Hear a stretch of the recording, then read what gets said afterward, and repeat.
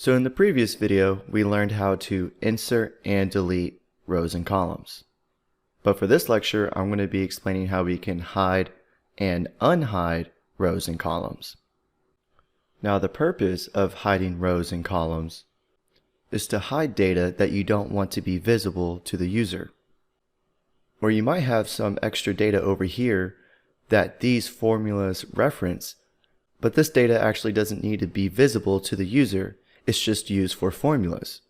So for this scenario, it would be useful to hide this data so that users don't get confused or accidentally mess up the cells that the formulas reference.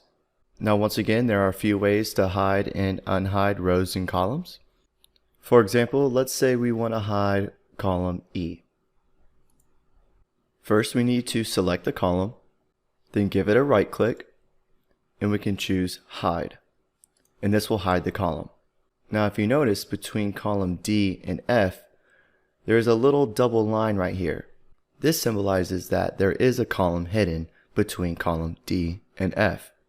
Now if you want to unhide this column, what we need to do is select columns D through F, give it another right click, and click Unhide.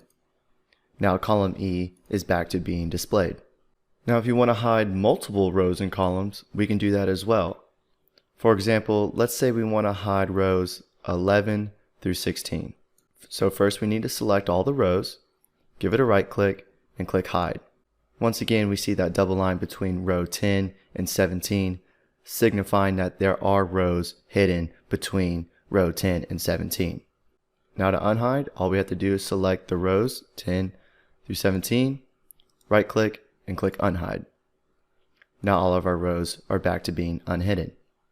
We can also use Excel shortcut keys to speed up this process a little bit. For example, let's say we want to hide row 11. All we have to do is click any cell that is in row 11, and on your keyboard, all you have to do is press Control 9 or Command 9 if you're on Mac, and that will hide the entire row. And now if we want to unhide row 11, we have to select cells in row 10 and 12, and the shortcut key is Control-Shift-9, and that will unhide a row.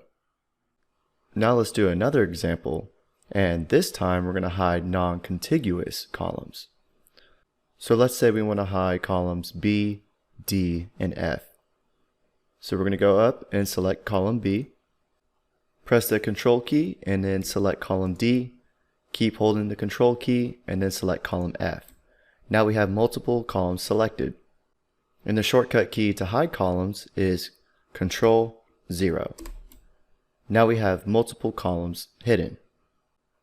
And let's also hide a couple rows. Let's select row 11, press the Control key, select 13 and 15. And we can use the shortcut key Control-9 to hide the rows. So now we have multiple columns and multiple rows hidden. And let's say that we want to unhide every row and every column. It would take quite some time to select each one and click Unhide or use the shortcut key. So what we could do is move your cursor to the top left corner of the cells between row 1 and column A to select all the cells, and then we can move our cursor to one of the column headings, give it a right click, and click Unhide. That will unhide all the columns.